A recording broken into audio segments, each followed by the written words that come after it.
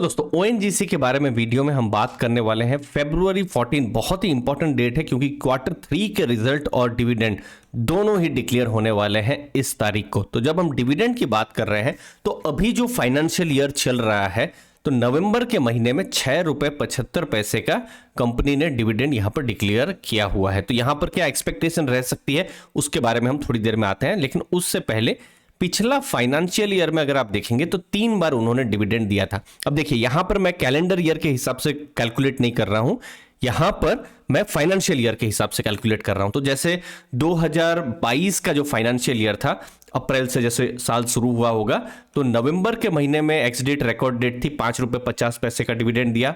फिर 1 रुपया 75 पैसे का फरवरी 2022 में, मतलब लगभग इसी समय में, ठीक है। और फिर जब फाइनल रिजल्ट जब आया मई के महीने में, जून के महीने में, जब भी आया, तो उस समय में जो एजीएम हुई, एजीएम के बाद जो पेमेंट हुआ वो फिर अगस्त का महीना हो गया था, तो 3 रुपया 25 पैसे का ये डिविडेंड हुआ था। तो 3 डिविडेंड अगर आप ऐड कर ले पिछला फाइनेंशियल ईयर का, तो 10 रुपए 50 पैसे का डिविडेंड ओएनजीसी की तरफ से आया हुआ था। उससे पहले जो फाइनेंशियल ईयर था, इनफैक्ट ये बहुत ही डिसरप्टिव साल था क्योंकि कोविड आया हुआ था, तो 1 रुपया 75 पैसा और 1 रुपया 85 पैसा, तो टोटल 3 रुपए 60 पैसे का डिविडेंड था। तो देखिए यहां पर एक बहुत ही इंटरेस्टिंग चीज आप जरूर नोटिस करिए, 3 रुपया 60 पैसा से 10 रुपया 50 पैसे का डिविडेंड, फिर इस बार 6 रुपया 75 पैसे का डिविडेंड, और अभी भी इनफैक्ट एक्सपेक्टेशन है शायद बढ़ जाए। तो देखिए ऑयल एंड गैस में थोड़ा सा मुश्किल हो जाता है जब हम डिविडेंड का बारे में या प्रॉफिट्स के बारे में हम एनालिसिस करें, क्योंकि साइक्लिकल सेक्टर है, गवर्नमेंट के रूल्स आते हैं, साथ साथ ऑयल पर बहुत हद तक इंटरनेशनल बाजार में कैसा ऑयल का प्राइस चल रहा है। अगर आप 2017-18 उस समय में देखेंगे तो ओएनजीसी का बहुत अच्छा परफॉर्मेंस नहीं रहा था, क्योंकि तेल के जो भाव थे उस समय में बहुत कम थे। अभी पिछला जो फाइनेंशियल ईयर है और अभी जो फाइनेंशियल ईयर चल रहा है, तेल के भाव बहुत अच्छे चल रहे हैं, प्रॉफिट्स बढ़ रहे हैं, तो वो सब डिविडेंड में भी दिख रहा है। तो इसीलिए हम जैसे एफएमसीजी में या फिर आईटी कंपनियों में कुछ एक अंदाजा लगा सकते हैं कि ठीक है डिविडेंड इस हिसाब से बढ़ता रहेगा, लेकिन यहां पर वो साइक्लिसिटी होती है, जब अच्छा होता है बहुत जबरदस्त होता है, और जब खराब होता है तो थोड़ा सा रिस्की हो जाता है। जैसे मेटल्स में टाटा स्टील ने बहुत रिकॉर्ड डिविडेंड पिछले फाइनेंशियल ईयर में दिया था, इस साल थोड़ा टफ हो गया है। सिमिलरली ऑयल में ही इंडियन ऑयल की बात लीजिए या फिर भारत पेट्रोलियम के रिकॉर्ड डिविडेंड पिछले फाइनेंशियल ईयर में, और इस साल तो वो लॉस से ही उभर के नहीं आ रहे हैं। तो इस चीज में थोड़ा एंट्री एग्जिट की जो टाइमिंग है इंपॉर्टेंट यहां पर हो जाती है, और हम एक्सपेक्ट करें कि स्टेबल डिविडेंड मिलेगा, वो थोड़ा ज्यादा एक्सपेक्टेशन है, तो इसको जरूर समझिएगा। अब कैसा इस बार डिविडेंड हो सकता है, एक्सपेक्टेशन है अच्छा डिविडेंड हो। ऑलरेडी 6 रुपए 75 पैसा एक बहुत ही स्ट्रॉन्ग डिविडेंड है, आ चुका है। आईसीआईसीआई सिक्योरिटीज ने पूरे फाइनेंशियल ईयर में, जैसे अभी का जो डिविडेंड है वो प्लस जो आप जुलाई अगस्त में जब भी आएगा उस समय में एक्सपेक्ट करें, तो टोटल 11% की यील्ड एक्सपेक्ट की है। तो 15 रुपए 50 पैसे का डिविडेंड एक्सपेक्ट उनके द्वारा हो रहा है 141 के प्राइस में, और 147 के प्राइस में मोतीलाल ओसवाल जो रिसर्च है उन्होंने 13.6% की यील्ड को एक्सपेक्ट किया है, मतलब 20 रुपए के बीच में। अब देखिए, अब जरूरी नहीं है कि यही डिविडेंड आए, लेकिन हमको एटलीस्ट एक अंदाजा मिल जाता है कि इतने बड़े ब्रोकरेज हाउसेस एक रेंज आप खुद देख सकते हैं, 15 रुपए से 20 रुपए की रेंज ऑलरेडी हम यहां पर देख सकते हैं। 6 रुपए 75 पैसा ऑलरेडी डिविडेंड मिल गया है। लास्ट में देखिए फाइनल डिसीजन कोई नहीं जानता है, बोर्ड ऑफ डायरेक्टर्स के हाथ में ही वो डिसीजन है कि वो कैसा जो है डिविडेंड को, जिस हिसाब से भी वो अपने शेयर होल्डर्स को वो बांटेंगे, जो भी करेंगे, लेकिन एक अंदाजा मिल जाता है। और यही एक्सपेक्टेशन इस बार भी है कि एक अच्छा खासा, क्योंकि प्रॉफिट्स इस बार थोड़े से अच्छे हुए हैं, उनको एक अच्छा रियलाइजेशन यहां पर हुआ है। तो ये दोनों जो रिसर्च रिपोर्ट है, हमारा जो टेलीग्राम ग्रुप है वहां पर मैंने शेयर की हुई है, आप उनको भी पढ़ सकते हैं, साथ साथ टेलीग्राम ग्रुप को भी ज्वाइन कर सकते हैं। वहां पर रिसर्च रिपोर्ट है, एनालिसिस है, लेटेस्ट न्यूज है, इंफॉर्मेशन जो आपको जाननी चाहिए, सब कुछ हम वहां पर देते हैं। लेकिन कोई भी स्टॉक टिप पर हम बात नहीं करते हैं, कोई भी स्टॉक के टारगेट्स पर हम बात नहीं करते हैं, हमारा लर्निंग, एनालिसिस और रिसर्च पर ही फोकस रहता है। अब जब हम बिजनेस की बात कर रहे हैं, ओएनजीसी का अच्छा खासा इस बार नंबर्स की उम्मीद है, क्योंकि क्रूड के प्राइसेस इस साल बढ़े थे, $110-120 हो गए थे, और अभी भी जो $80 का जो प्राइस है, 80-82 जो भी है, वो भी हिस्टोरिक लेवल से ये क्रूड का प्राइस थोड़ा सा ज्यादा है। यस, एक बात है कि गवर्नमेंट ने विंडफॉल टैक्स लगाया हुआ है, लेकिन फिर भी विंडफॉल टैक्स के बावजूद भी एक्सपेक्टेड है कि $75 पर बैरल तक तो कंपनी कमाएगी। और उसके ऊपर जो भी कमाएगी वो फिर गवर्नमेंट विंडफॉल टैक्स में ले लेगी। स्टिल ब्रोकरेजेस का मानना है कि ये ज्यादा है। अगर आप फाइनेंशियल ईयर 15 से 22 देखें, पिछले 7-8 सालों में देखें, तो भी $18 पर बैरल कंपनी ने इस साल ज्यादा कमाने की उम्मीद है, इन स्पाइट ऑफ कि $75 के ऊपर गवर्नमेंट जो भी विंडफॉल टैक्स है वो ले रही है। मतलब पहले तो क्रूड के प्राइसेस कुछ $40, 45, 50, 55, तो उनका रियलाइजेशन ही उतना नहीं बैठता था। तो वो एक इंपॉर्टेंट चीज है। आप यहां पर ऑलरेडी देख सकते हैं 6 महीनों का अगर आप परफॉर्मेंस देखेंगे तो 22,682 करोड़ से 28,032 करोड़ का प्रॉफिट्स हुए हैं। अभी पता नहीं अभी कैसा रिजल्ट्स आएगा जो फरवरी में, लेकिन अगर अच्छे प्रॉफिट्स होते हैं तो डिविडेंड भी एक्सपेक्ट किया जा सकता है। लेकिन yes, Q2 to Q2 profits यहां पर गिरे हुए थे।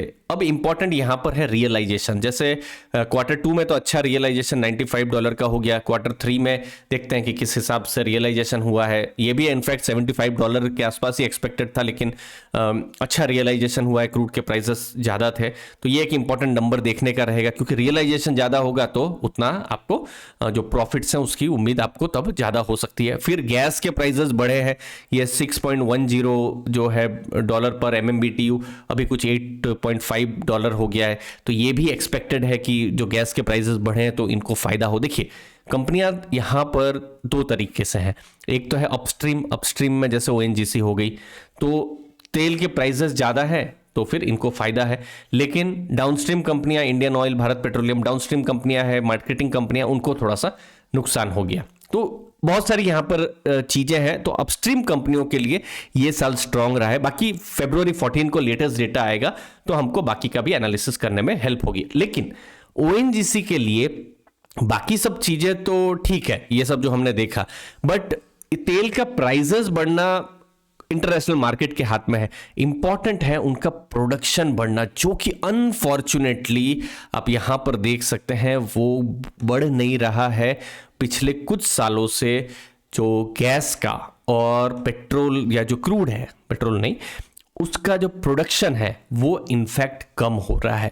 अब यहां पर आपके लिए सबसे इंपॉर्टेंट ट्रिगर है मई का महीना, जहां पर एक्सपेक्टेड है KG बेसिन और कुछ जो एसेट्स हैं वहां से प्रोडक्शन बढ़ जाए। इसीलिए 2023 बहुत ही इंपॉर्टेंट साल होने वाला है ONGC के लिए, जहां पर इतने सालों के बाद एक एक्सपेक्टेशन है, हुआ नहीं है, एक्सपेक्टेशन है कि प्रोडक्शन बढ़े।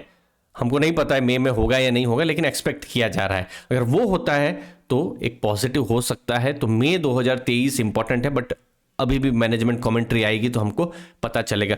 फिर उसके बाद गैस प्राइस की जो रियलाइजेशन है उस पर मिस्टर किरीट पारेख की बहुत अच्छी जो रिपोर्ट है। अभी कैबिनेट का कोई डिसीजन जो कभी भी हो आ सकता है, तो उन्होंने एक बैंड $4 से $6.5 का किया हुआ है। जैसे आप यहां पर देख सकते हैं ना, ये $6.10, तो इस बार $8.5 हो गई। उसके बाद CNG का वाहन है या PNG का आप यूज करते हो गैस में, जो पाइप्ड गैस होती है, तो अगर ये रेंज लग जाती है तो अभी शॉर्ट टर्म में नुकसान है। लेकिन अगर कल क्रूड के प्राइसेस नीचे गिर जाते हैं तो $4 में भी ONGC कमा सकती है, क्योंकि उनके $3, $3.5 का उनका पूरा खर्चा लगता है जो भी वो गैस सप्लाई करते हैं।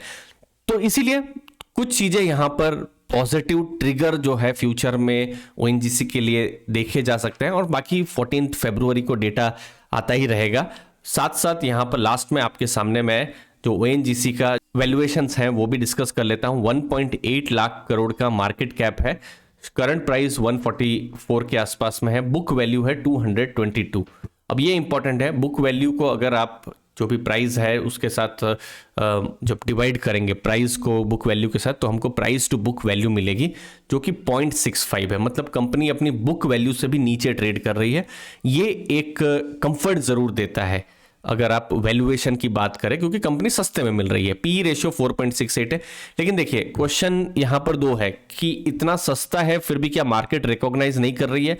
मार्केट को भी ये पता ही होगा, इतने सारे लोग हैं, इतने FIIs हैं, म्यूचुअल फंड्स हैं, लेकिन थोड़ा सा यहां पर गवर्नमेंट का और रेगुलेटरी यहाँ पर बहुत सारे इश्यूज होते हैं, जैसे विंडफॉल टैक्स बिल्कुल सरप्राइजिंग था। कंपनियां अच्छा प्रॉफिट कर रही थी, विंडफॉल टैक्स आ गया तो फिर प्रॉफिट्स उनके एक्चुअली में कम हो गए थे।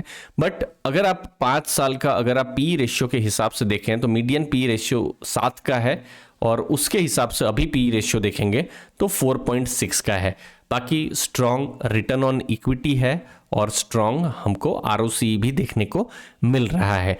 तो एक स्ट्रॉन्ग नंबर अगर आते हैं ओएनजीसी की तरफ से तो एक, और डिविडेंड अगर आता है तो एक पॉजिटिव मोमेंटम यहां पर बिजनेस के लिए हो सकता है। और बिजनेस के लिए इंपॉर्टेंट है प्रोडक्शन का बढ़ना, वो एक बड़ा ट्रिगर हो सकता है। डिटेल्स आती रहेंगी, हम आपको बताते रहेंगे। मुझे उम्मीद है आपको वैल्यू मिली होगी, डिटेल एनालिसिस आएगी, हम आपको बताएंगे। दोस्तों धन्यवाद आपके टाइम के लिए, थैंक यू दोस्तों।